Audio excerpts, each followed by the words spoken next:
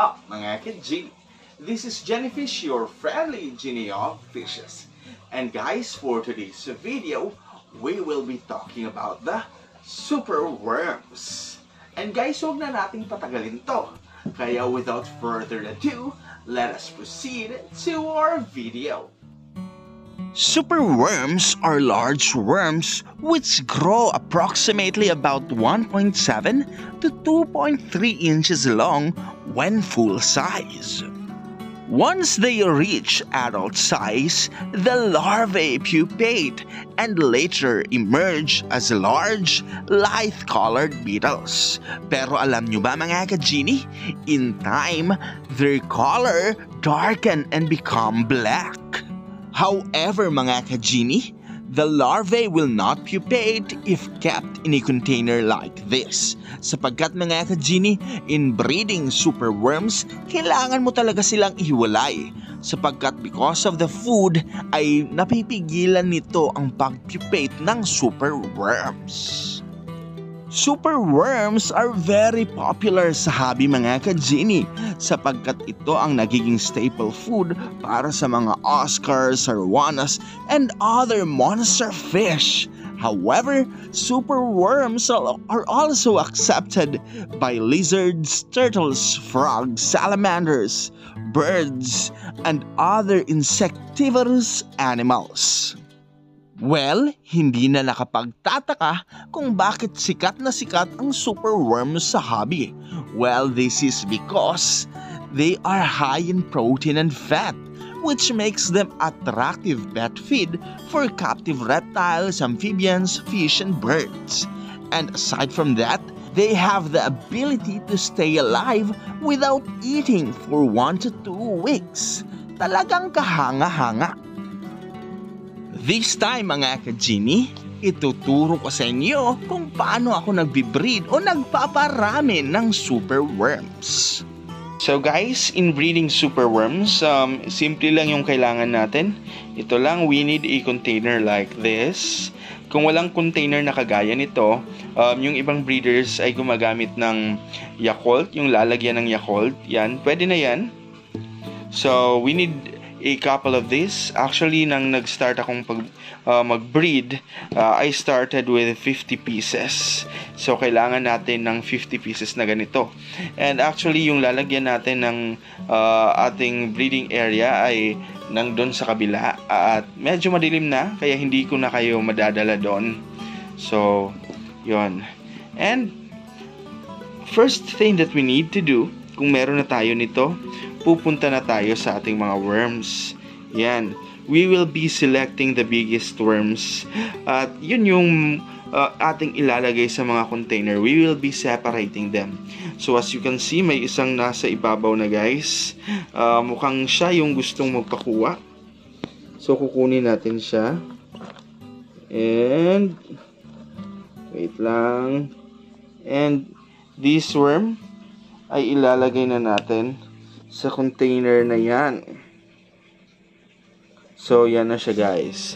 And, syempre, gagawin nating dalawa. And, as you can see dito, marami talagang worms. So, and most of these worms guys are breeder na. Kaya kukuha na lang tayo ng kahit ano dyan. So, yan.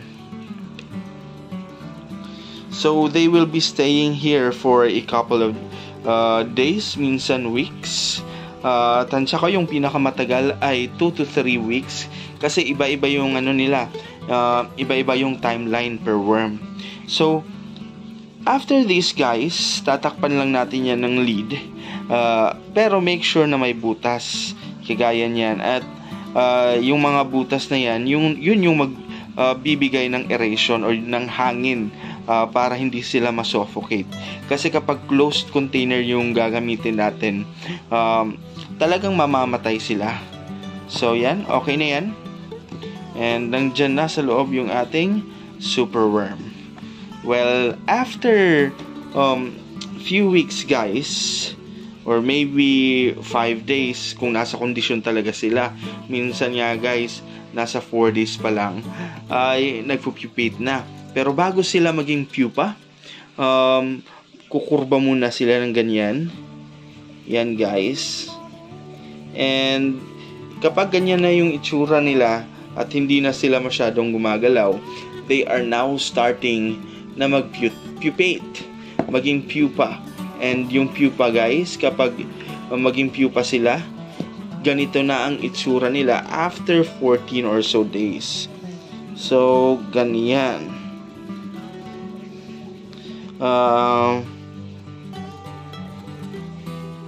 So, yung gagawin natin kapag ganyan na, papabayaan lang muna natin until such time na maging beetle na sila. So, when they become a beetle, ito na yung itsura nila guys. Yan. As you can see, may mga light color. Yung mas lighter yung kulay guys, yan yung mas bata. And the darker their color is, yun yung medyo matatanda na. So ito guys, bagong harvest lang to. Kung napapansin niyo, may mga kulay itim na sapagkat pinabayaan lang natin ng 2 weeks at ito na sila. So as you can see, they are now ready to be transferred sa ating breeding tub or breeding area. And at this point, tuturuan ko naman kayo kung paano i-prepare yung magiging breeding tubs ng ating mga worms. Guys, in breeding superworms, you need a couple of containers like this. Kung wala naman, okay na yung ganito or kahit anong container guys. So as you can see, we have here a colony of the beetle. So kung papansinin natin, tatanggalin natin tong egg tray. Yan, nandyan yung mga beetle natin sa ilalim. And if we try to have a closer look, kung kukuha tayo ng substrate niya, may mga gumagalaw-galaw. Yan guys. Kung napapansin ninyo, may mga maliliit na gumagalaw-galaw sa ating substrate. And yun na guys yung super worm.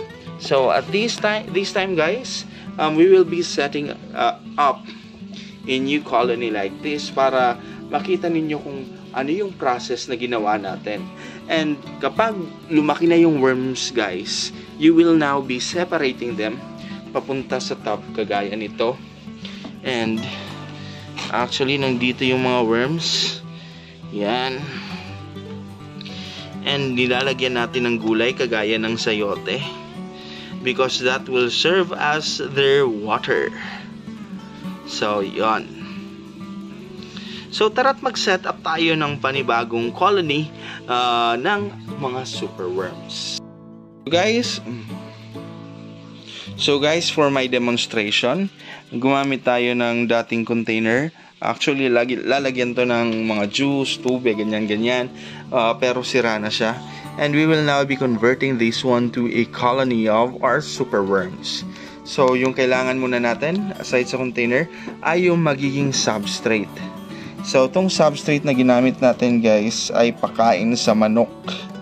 Yan. And this will serve as pagkain ng mga worms na mabibreed. And aside sa worms, this will also serve as food for our beetle.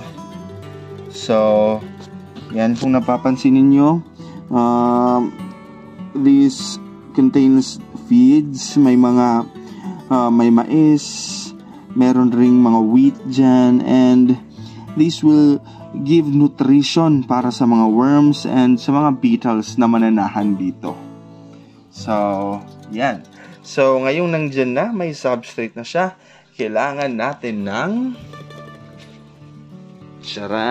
egg tray. So, medyo malaki yung egg tray, guys. Kaya gugupitin natin.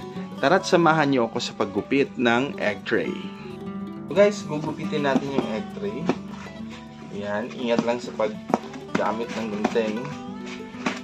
Yan. So, ginugupit natin yung egg tray sa gitna, sapagkat masyado itong malaki para sa ating container. Well, if we have huge or large containers, pwede namang huwag nyo nang gupitin yung egg tray. Sa akin, gugupitin lang natin. So, yan. ito na yung magsisilbing tray nila. And medyo malaki pa siya, kaya babawasan pa natin. So siguro ko dito. Anyway, this is just for demonstration purposes lang naman. So,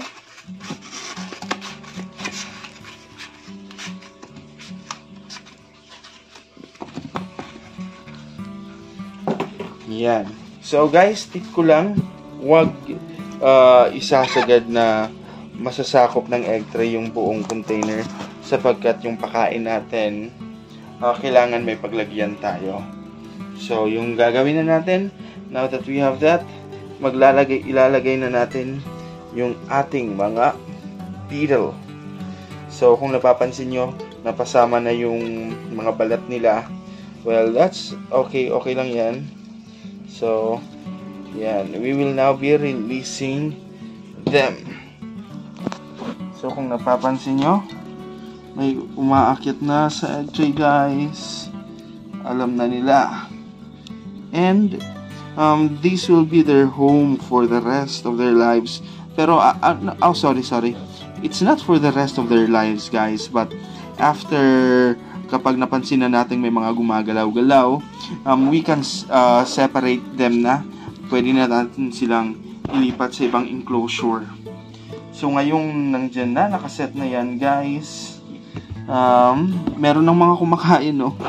Yung iba kumakain na. So importante rin yung patubig sa kanila. And for their water, hindi tayo literal na maglalagay ng tubig. Yung ilalagay natin ay ang vegetable na sayote or kahit anong water-based vegetables. Yan. And this will serve as their water. So, after few weeks, guys, siguro ko after 20 to 30 days, yung substrate natin ay may mga gumagalaw-galaw na. And eventually, after 2 months, ay magkakaroon na tayo ng mga maliliit na super worms na pwede na nating ipakain sa mga monster fish, sa mga arachnids at amphibians na inaalagaan natin. So, yan, guys. So, this is just our demo setup.